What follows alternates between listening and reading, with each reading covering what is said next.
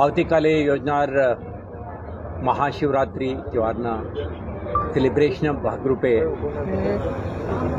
શહેરના 23 જેટલા મંદિરો તે ઉપરાંત શિવજીની સવારી અને મહાનુભાવોના સુરક્ષાના પરિપ્રેક્ષમાં વડોદરા શહેર પોલીસ તરફથી ડિટેલ્ડ સિક્યુરિટી અરેન્જમેન્ટ ગોઠવવામાં આવ્યો છે.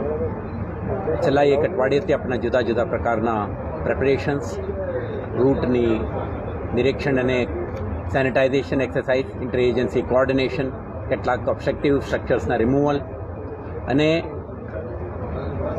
વાઇટલ ઇન્સ્ટોલેશનના સુરક્ષા વગેરે વગેરે અંગે આપણે એક્સરસાઇઝ કરી છે. આવતીકાલે જે ડી-ડે છે આના અનુસંધાને વડોદરા શહેર પોલીસ તરફથી 9 ડીસીપી, 16 જેટલા એસીપીઓ, 85 જેટલા ઇન્સ્પેક્ટરો, 175 જેટલા સબ ઇન્સ્પેક્ટર અને 3,500થી વધારે પોલીસ અધિકારી કર્મચારીઓ સાથેની એક સુરક્ષા વ્યવસ્થા ગોઠવવામાં આવેલ છે.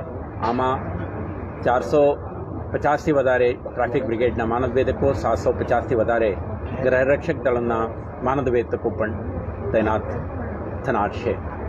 તો આખા સુરક્ષા વ્યવસ્થા દરમિયાન આપણે જુદા જુદા અધિકારીઓના રોલ એન્ડ રિસ્પોન્સિબિલિટીઝ અને સમગ્ર રૂટના સંવેદનશીલતા અને કરવાની થતી કાર્યવાહી અંગે આપણે ડિટેલ્ડ બ્રીફિંગ આજે કરી છે અને આવતીકાલે સંબંધિત એજન્સીઓ અને આયોજકો સાથે સંકલનમાં રહીને આખા સુરક્ષા વ્યવસ્થા આપણા ગોઠવવામાં આવી છે. આ કાર્યક્રમમાં ઓનરેબલ યુનિયન હોમ મિનિસ્ટર અને કોઓપરેટિવ મિનિસ્ટર નામો પણ ઉપસ્થિત રહેનાર છે. આને ધ્યાને રાખીને એમના આખા સીઆરપીએફ ટીમ અને લોકલ પોલીસ સંકલનથી વીવીઆઈપી સુરક્ષા અંગેનું પણ એક detailed security deployment plan workout કરી છે. સાથે સાથે ઇન્ડિયા પાકિસ્તાન T20 મેચ હોવાના કારણે કેટલાક વિસ્તારોમાં લોકો ભેગા થવાની શક્યતા રહેલ છે. આને ધ્યાને રાખીને આપણે વિશેષ વ્યવસ્થા ગોઠવી છે. તો આવતીકાલના બંદોબસ્ત માટે શહેર પોલીસના મદદમાં સ્ટેટ રિઝર્વ પોલીસ ફોર્સના એક કંપની, સ્પેશિયલ એક્શન ફોર્સના એક કંપની વધારાના પણ આપણા તૈનાત કરીને આપણા વિઝિબિલિટી, પ્રેઝન્સ, ડોમિનેશન અને સ્થાનિક જરૂરિયાતો મુજબના રિસ્પોન્સ કરવાની આપણા તૈયારી સાથે આવતીકાલના મહાશિવરાત્રિ બંદોબસ્ત માટે શહેર પોલીસ સુસજ્જિત થઈ છે. ગૃહમંત્રી પણ આવી રહ્યા છે. જે મહાનુભાવોના કાર્યક્રમ આપણે મળે તેઓના સુરક્ષા માટે શહેર પોલીસ તરફથી આયોજન કરવામાં આવ્યું છે.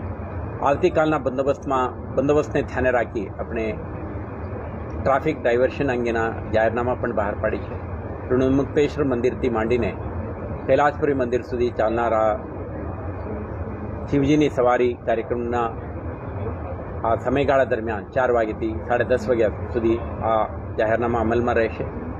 તો શહેરજનોને અપીલ છે તો આ વિસ્તારમાં તમે આવવાનું ટાળો. અનિવાર્ય હોય તો સ્થાનિક પોલીસ સ્થળ ઉપરના અધિકારીઓ સાથે સંકલન કરો અને જ્યારે આ કાર્યક્રમમાં મોટી સંખ્યામાં સ્ત્રી, પુરુષો, બાળકો ભેગા થશે એમને પણ અનુરોધ છે તમે કોઈ વેલ્યુબલ્સ કેરી ના કરો.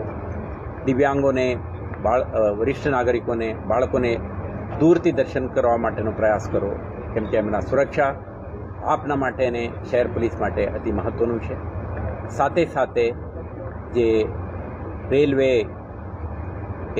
એરપોર્ટ કે બસ સ્ટેશન જવાનું હોય સ્થાનિક પોલીસ સાથે સંકલન કરીને તમારા એક્સેસ મેળવી લો, જેથી કરીને શહેર પોલીસ તમને એક ફેસિલિટેટર બનીને તમારા સુરક્ષા અને તમારા મૂવમેન્ટ માટે મદદ કરશે.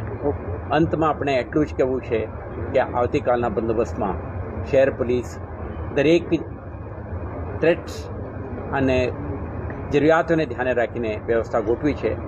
અપેક્ષા છે શહેરજનો પણ આ સેલિબ્રેશનમાં પૂર્ણ જવાબદારી સાથે આપણે વડોદરા શહેર પોલીસના સંકલન સાથે તમે ભાગ લેશો તો આખા કાર્યક્રમ એક શાંતિપૂર્ણ માહોલમાં સંપન્ન થશે. સર, કેન્દ્રીય ગૃહમંત્રીનો કોઈ ટેન્ટેટિવ સમય અને એમના પ્રોગ્રામ માટેનું કોઈ ટેન્ટેટિવ આયોજન મળ્યું છે? એમના ઓફિશિયલ કમ્યુનિકેશન આપણે મળ્યું છે તે મુજબ જ આપણા આખા ટ્રાફિક મુવમેન્ટ અને એમના વીવીઆઈપી મુવમેન્ટને આપણે ફેસિલિટેટ કરવા માટેનો તૈયારીઓ કરી ચૂક્યા છે અને વધારાના કોઈ એડિશનલ કોઈ ઇન્ફોર્મેશન જ્યારે પણ મળે તો મીડિયાના મિત્રો સાથે શેર કરવામાં આવશે.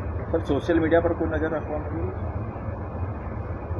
સોશિયલ મીડિયામાં ધાર્મિક તહેવારો અને આના પોટેન્શિયલ રિસ્કને ધ્યાને રાખીને આપણા સોશિયલ મીડિયા પેટ્રોલ અને સાયબર ક્રાઇમ પોલીસ સ્ટેશનના ટીમો પોસિબલ રિસ્ક અને થ્રેટ્સને ધ્યાને રાખીને વિજિલન્સ રાખી રહ્યા છે. એડિક્વેટ રિસ્પોન્ડ આપવાની આપણા